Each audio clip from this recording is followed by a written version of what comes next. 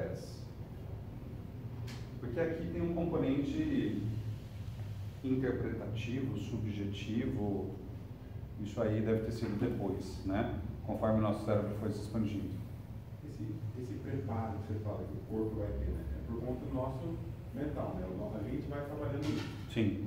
E tem como fazer isso baseado só no físico, por exemplo, dar um exemplo, ir para a academia. Sempre quando vou, antes de ir para a academia, eu me gero um certo alimento. Eu sempre vou tomar um scoop de whey. Então, a partir desse momento. De whey? Antes de ir? Pré-treino não é proteína. Mas eu implico por conta eu não posso ter déficit proteico por conta da bariátrica. E aí eu faço ingestão pré e pós-treino. Isso está orientado por um nutricionista, por alguém? Sim. Então tá. Eu também tinha que tomar isso. É que proteína antes de treino é absolutamente incomum, né? Carboidrato também. Eu faço melhor, né? Eu tomo whey no pré-treino. E por recomendação. Pela bariátrica, pós-treino eu também faço. Pela bariátrica, ok. Eu ingiro muito mais proteína do que normalmente eu ingeria. Pela bariátrica, ok. Você vai demorar muito para absorver, na verdade. Ok. Mas aí você está provocando alguma coisa. O que eu estou falando é vocês não pensarem sobre. Isso é condicionado mesmo. Condicionado mesmo. Então, assim, primeira vez que vocês chegaram aqui, né, vocês se perderam, demoraram para achar a escada e a sala. Segunda vez, possivelmente vocês já sabiam onde era, mas talvez o seu corpo ainda não estivesse fazendo essas adaptações. Hoje, em novembro, vocês já provavelmente estão fazendo essas adaptações. Vocês entram ali e já, seu corpo já começa condicionado assim, você sabe que você vai subir a escada. Obviamente você está lembrando e pensando, né, vou subir as escadas, mas ao mesmo tempo seu corpo já está disparando hormônios que vão ajustar esse fisiológico. Não entra na cabeça. Não entra? É muito complexo. Não, eu entendi. Para mim, assim, cara, meu corpo é tudo inteligente que eu, assim. Com certeza. Quer saber quais são esses hormônios? Adrenalina, o próprio cortisol, todos eles. Isso são respostas inteligentes, sim.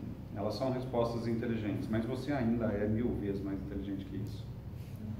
Porque você se adapta mais fácil, entendeu? Qual é o risco, né, desse condicionamento? O risco é você vir aqui amanhã para você, sei lá, ir no audiovisual que é lá no térreo e aí você fazer esse monte de ajuste quando você não precisava, porque você está indo para um outro estado, né? Então, assim, a nossa flexibilidade ela é muito maior em termos de tomar decisões realmente inteligentes, realmente que solucionem problemas. O nosso corpo, ele demora para pegar o que ele tem que fazer e ele também pode demorar para readaptar, se for o caso. Como é dessas respostas condicionadas, implícitas, enfim, diferente. Eu posso ter um pico de adrenalina, porque eu fui lá embaixo, porque meu corpo estava achando que eu fiz, cara. Um pico... Não, um pico. Sim, você pode liberar um pouco de adrenalina. Você pode liberar um pouco mais de adrenalina, sim, porque você está aqui num ambiente que você normalmente faz isso. A gente deveria testar isso, mais seguro seria a gente testar isso, mas é provável que na literatura tenha alguma coisa que mostre isso.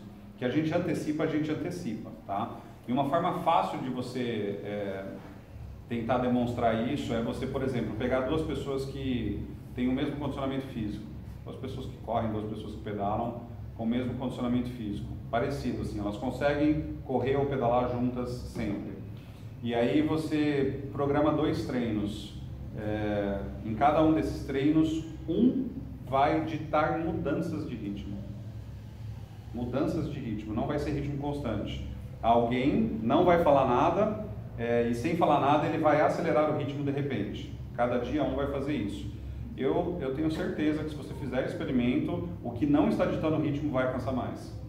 Por quê? Porque ele vai ter que responder no susto. Enquanto o cara que está ditando o ritmo, ele vai se preparar antes de dar o seu tiro, o cara que está do lado, ele vai ter que ver que o outro foi para sair. E aí ele não vai ter chance de fazer esse ajuste. Ele vai ter que fazer esse ajuste enquanto ele já está lá. Então ele vai alcançar mais rápido, porque isso é mais desgastante e isso é mais estressante. Tá? Esse é um experimento legal. Acha alguém que consegue correr ou pedalar junto com você, faz o teste, conta pra gente. Eu acho que tinha alguma coisa nesse sentido que o Ricardo tinha falado em relação à psicologia do esporte. Tinha alguma coisa nesse sentido. Provavelmente. O Ricardo é o que criticou o Fábio. Eu preferia que você não tivesse falado porque está sendo gravado. Já falando, né? Não vai dar pra ouvir. Eu não tinha ouvido. Então, assim, povo, estresse é mega útil. Estresse é uma coisa que a gente precisa fazer.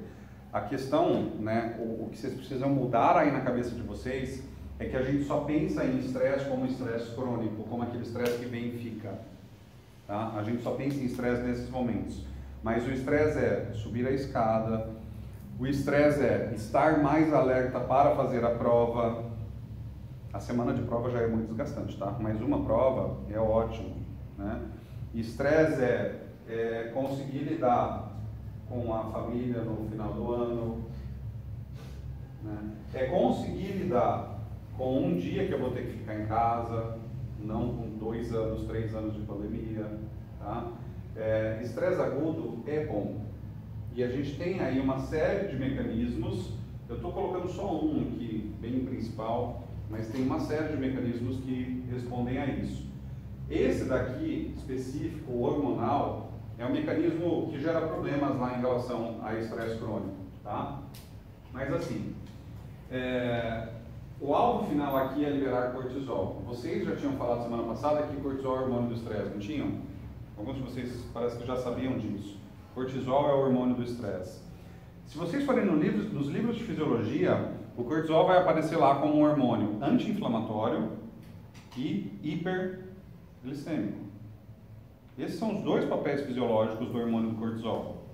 Evitar que vocês façam processos inflamatórios, respostas de inflamação, especialmente a um trauma físico, né? Então assim, eu me cortei, eu não posso fazer aquilo sangrar demais, inchar demais, infeccionar. Esse é o papel do cortisol. E do ponto de vista de talvez precisar subir escadas, correr, etc., ele aumenta a quantidade de glicose que está no sangue, o que é excelente também. Eu vou ter mais combustível para fazer aquilo que eu preciso fazer. Então esse hormônio, do ponto de vista de fazer uma resposta saudável adaptativa, maravilhoso. Ele faz tudo o que eu preciso fazer. Ele não gera estresse, mas ele aparece nesses momentos de estresse para me ajudar, para evitar que a consequência do trauma ou do ferimento seja muito pior do que deveria ser e para me dar energia para eu conseguir sobreviver àquele momento. Esse é o papel do cortisol. A gente chama ele de hormônio do estresse porque ele funciona como um biomarcador, um marcador biológico. Eu posso avaliar se uma pessoa está ou não estressada em função do nível de cortisol. Não se eu sair agora e catar o nível de cortisol de vocês, tá? Mas se eu fizer um acompanhamento longitudinal. Se eu estiver continuamente medindo o nível de estresse de vocês, eu consigo saber se em algum momento vocês ficaram estressados, porque esse nível de cortisol vai subir. E aí pode ser, o mais interessante é que pode ser só uma questão psicológica. Tem um slide que deve estar lá na aula, eu não lembro na verdade agora, porque eu olhei os slides e eu não lembro de ter visto esse slide, mas eu posso colocar lá. Tem um slide que está lá, que é um trabalho de, sei lá, 2013, se eu não estiver enganado, que os caras basicamente estavam tentando entender se música funcionava ou não para diminuir o estresse. Um experimento mega simples, assim. Pegaram, sei lá, 2 grupos de 10 pessoas. Essas pessoas, elas começaram a ser acompanhadas em termos de nível de cortisol. E tem assim, a gente tem kits mega práticos, tá? De cortisol salivar. Você pega um pouquinho de cuspe da pessoa lá e tem um testezinho rápido que te dá o nível de cortisol. Não preciso furar nada, é mega simples. Então eles avaliaram lá a cada 15, 10 minutos o nível de cortisol das pessoas para fazer uma linha de base. Esses 2 grupos estavam exatamente no mesmo nível. Aí eles fizeram um estresse. Sabe uma coisa que é estresse mega fácil de fazer? Pediram para as pessoas falarem em público. Só isso. Falarem em público. Se eu tivesse que fazer com vocês, eu marcava uma aula para seminários. Beleza. Na hora que qualquer um de nós, tá? Até eu, se a gente tiver que falar em público, a gente fica estressado. Eu não fico estressado para falar com vocês. Mas se falar que eu tenho que ir ali na praça e falar com uma galera, eu vou ficar estressado. Porque aqui eu estou em casa, para usar a expressão, né? Aqui eu estou em casa, mas para falar para outro público, que uma galera que eu não conheço, é diferente. Então falar em público dele estressado e imediatamente, ao momento que essa galera falou em público, o nível de cortisol mudou acho que 3, 4 vezes, mudou muito. E o que eles estavam avaliando é o que acontecia justamente depois, porque depois que essas pessoas falaram em público, um grupo foi para uma sala em silêncio e o outro grupo foi para uma sala com que tinha música, e o grupo que estava na sala em música, esses níveis diminuíram mais rápido, porque a música foi efetiva em fazer com que as pessoas diminuíssem mais rápido o nível de estresse, que se refletiu em níveis de cortisol voltando para o seu nível de base mais rápido. Bom? Quem entende o estresse, seu cérebro, vocês sabem onde vocês estão, vocês sabem o contexto, vocês sabem se vocês vão ter que levantar, falar em público ou não. O cérebro de vocês entende que existe estresse. O Kandel, ele diz assim que o núcleo paraventricular, eu não lembro se eu escrevi o nome desse núcleo na lousa semana passada, eu acho que sim, associado àquelas células magnocelulares. Parte desse núcleo paraventricular são aquelas células magnocelulares que vão lá para a hipófise posterior, para a neurohipófise. Eu normalmente escrevo esse núcleo e falo desse núcleo porque esse núcleo ele serve como modelo daquilo que nosso hipotálamo pode fazer. Na verdade, no começo da aula passada eu falei para vocês, olha, a gente ajusta a homeostase em 3 níveis, porque a gente ajusta a homeostase de forma neural imediata, de forma hormonal mais lenta e prolongada e mudando a motivação, mudando aquilo que eu quero fazer, que eu tenho vontade de fazer. E o núcleo paraventricular, ele tem esses 3 componentes. Ele tem componentes que vão lá para o sistema nervoso autônomo, neural, ele tem componentes hormonais, esse aqui, por exemplo, né, que fazem ajustes mais duradouros e prolongados, e ele tem um componente ligado à motivação também, para a gente, né, eventualmente mudar comportamento. Então, por isso que eu acabo frequentemente falando desse cara. Mas esse cara aqui, nesse caso, o Kandel, tá? Isso são palavras do livro que eu faço questão de não mudar. Ele chama esse núcleo de via final comum. Entendam como o local onde todo mundo se encontra quando eu tenho estresse. Porque tudo que envolve estresse,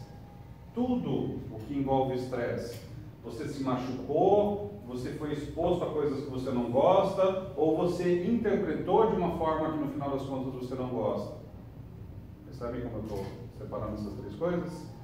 Qualquer que seja, vai chegar no núcleo paraventricular.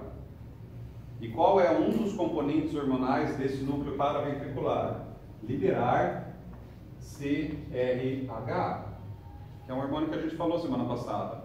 E eu ressaltei o RH como hormônios do hipotálamo, porque são aqueles fatores liberadores daquele eixo hipotálamo-hipofisário.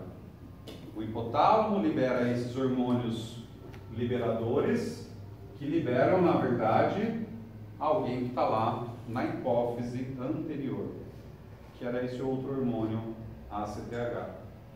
Esse cara precisa chegar na glândula adrenal, aquela glândulazinha triangular que está sobre o nosso rim, e chegando lá vai provocar a liberação do hormônio cortisol. O cortisol vai circular no seu corpo inteiro, onde tiver uma inflamação acontecendo vai reduzir aquele processo, e lá nos órgãos que estocam glicose vai fazer vocês liberarem glicose e aumentar a quantidade de glicose no sangue. Então isso daqui é uma via mesmo. O hipotálamo libera esse hormônio, ele chega na hipófise, provoca a liberação desse segundo hormônio e, circulando e chegando lá na glândula adrenal, vai provocar a liberação do cortisol, que é o hormônio que efetivamente faz alguma coisa. Tá? Um detalhe não conversado semana passada, falei isso só com o Lucas porque o Lucas me perguntou. A nossa hipófise anterior também é chamada pituitária. Se tem uma coisa que eu odeio, é passar 2 nomes para vocês. Que eu acho que a biologia é um pé no saco mesmo, quando ele vem com um monte de nome. Especialmente quando ela inventa mais de um nome para a mesma coisa. Aí eu acho que já é de pirraça, né? Você já tem um monte de nome, aí você fica ainda fazendo 2 nomes, mas isso acontece. E eu evito dar 2 nomes. Acho que eu falei para o Lucas, acho que não foi na sala que eu falei semana passada, eu prefiro falar hipófise anterior e posterior porque facilita entender uma série de outras coisas. Facilita entender que tem uma para frente e outra para trás, né? Facilita entender que uma é neural, outra não, porque a posterior é a neurohipófise, talvez aí já sejam 2 nomes, né? Mas, se vocês forem procurar sobre estresse, essa expressão aqui vai aparecer. Eixo HPA. E é aí que eu não consigo deixar de falar que a hipófise anterior também é chamada pituitária, porque esse é o eixo hipotálamo, pituitária, adrenal. Se vocês forem ler sobre estresse, vai aparecer eixo HPA. Qual é a função do eixo HPA? Liberar cortisol. Tá? Tem um artigo que já está lá no trabalho, vocês leram, do Graef, que fala muito sobre esse eixo HPA, certo? E sobre o sistema nervoso autônomo. Eu coloquei lá para o trabalho, não coloquei? Além dos vídeos? Sim. Uhum. Eu acho que ele também está no Aprender, aberto lá direto, se não tiver eu abro. E nos slides da aula de hoje ele também está lá no final da aula de hoje, como uma das referências, tá? É uma das poucas referências que eu tenho em português, na verdade, mas uma referência bem legal, porque ele faz essa separação entre o que o nosso corpo faz quando eu estou numa situação de ansiedade mais prolongada, aí eu vou envolver hormônios, porque é em longo prazo, e o que o meu corpo faz numa situação mais aguda de estresse, que é justamente um ataque de pânico. Aí não dá tempo de liberar o hormônio, é uma resposta neurológica mesmo. Alguém já fez um ataque de pânico? Nunca fizeram um ataque de pânico? Que bom se vocês nunca fizeram, porque é algo muito desagradável. É uma sensação de morte, parece que você não consegue respirar, o coração vai lá na boca, mas tudo isso é muito intenso e é uma coisa que vem de repente justamente porque é neural. Hormônios não são rápidos dessa forma. Tá? E é legal essa separação que o Graef faz lá naquele artigo. Então assim, o único motivo de eu manter 2 nomes, né, nas raríssimas situações que eu faço, é esse. Essa expressão é muito clássica, eixo HPA. Toda vez que vocês forem ler sobre estresse, vocês vão achar sobre eixo HPA. Qual é o objetivo final? Liberar cortisol. E o cortisol tem esse papel que vai ajudar muito a você não ter consequências físicas em relação ao estresse. Tá? Vocês me escutaram agora? Não ter consequências físicas. Eu sinceramente não posso dizer nada em relação ao psicológico. Não tem nada aqui que organize vocês do ponto de vista psicológico no corpo. Isso é uma coisa que vocês só vão aprender ou sozinhos à base de muita porrada, ou vocês não vão aprender e vão sofrer pro resto da vida, ou vocês vão ter um terapeuta para ajudar vocês a terem ferramentas para fazer isso. E eu não estou falando só para vocês não, estou falando para vocês passarem para frente também. Nosso corpo não tem mecanismos rápidos para lidar com a questão psicológica do estresse. Não tem. A gente não veio preparado para isso. Em primeiro lugar, porque a nossa parte psicológica mais consciente e simbólica é muito nova. E na prática a gente passa isso de forma cultural mesmo. Pai passa para filho e assim vai adiante. Só que aí os seus pais estão te falando coisa que o mundo já mudou, já não funciona para o nosso mundo hoje, e aí parece que a gente nunca está pronto. Acha um terapeuta.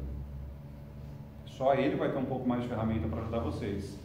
E eu estou dizendo um pouco mais porque também precisa estar bem adaptado, bem atualizado, ter experiência e por aí vai. Tá? Então assim, povo, e eu estou falando isso daqui, assim, vai ajudar vocês, né, por esses momentos pontuais. Tá? Subiu a escada, fez a prova, foi embora, etc. A questão é que quando a gente não consegue fazer isso, a gente parece que não sai do estresse mais. Aí eu entro nesse estado de estresse que parece permanente, ou ele é mesmo permanente. Se eu puder avaliar níveis sanguíneos de cortisol no sujeito, estará aumentado. É exatamente aquilo que o Graeff estava falando para vocês naquele artigo de pacientes com transtorno de ansiedade generalizada. Pacientes com transtorno de ansiedade generalizada, eles têm nível de cortisol mais alto no sangue. Por quê? O cara está o tempo inteiro com medo, numa expectativa de que alguma coisa ruim vai acontecer, esperando o pior o tempo inteiro. Ele está estressado, ele está pronto para o perigo, ele está pronto para alguma coisa dar errada. E o corpo dele está respondendo a isso. Qual é o problema disso, povo? O problema disso é que existem consequências reais de longo prazo, obviamente. Elas não são imediatas, elas são em longo prazo. Tá? Em primeiro lugar, do ponto de vista de sintomas, você vai ver um sujeito que se relata muito cansado, você vai ver um sujeito que está irritado e você vai ver um sujeito que se diz sobrecarregado. Provavelmente tanto físico quanto emocionalmente. Então, assim, existem sinais claros de que o sujeito está em estresse, tá? E aí o que vai acontecer em longo prazo? O que os textos nos falam que acontece é que você tem alterações estruturais e funcionais no cérebro. Alguma vez eu já falei sobre alterações estruturais e funcionais? Isso faz sentido na cabeça de vocês? Faz? Quanto mais eu penso sobre isso, menos isso faz sentido na minha cabeça. Porque essas coisas estão juntas, tá? Isso aqui nunca está separado. Isso aqui está junto. Uma coisa é consequência da outra. Se eu mudo estrutura, eu mudo funcionamento. Mas a gente vai... Vocês vão ver muito em artigos diversos e textos diversos sobre alterações estruturais e funcionais, e a gente vai continuar vendo isso nos artigos, porque depende daquilo que eu estou medindo. Se eu uso uma ressonância magnética, uma tomografia, eu vou ver a estrutura diferente. E a estrutura diferente, por exemplo, eu vou ver que a amígdala está maior. A gente falou da amígdala? Não? A amígdala vai estar maior. Não é no pescoço, tá? É no cérebro mesmo. No cérebro. Tem um núcleo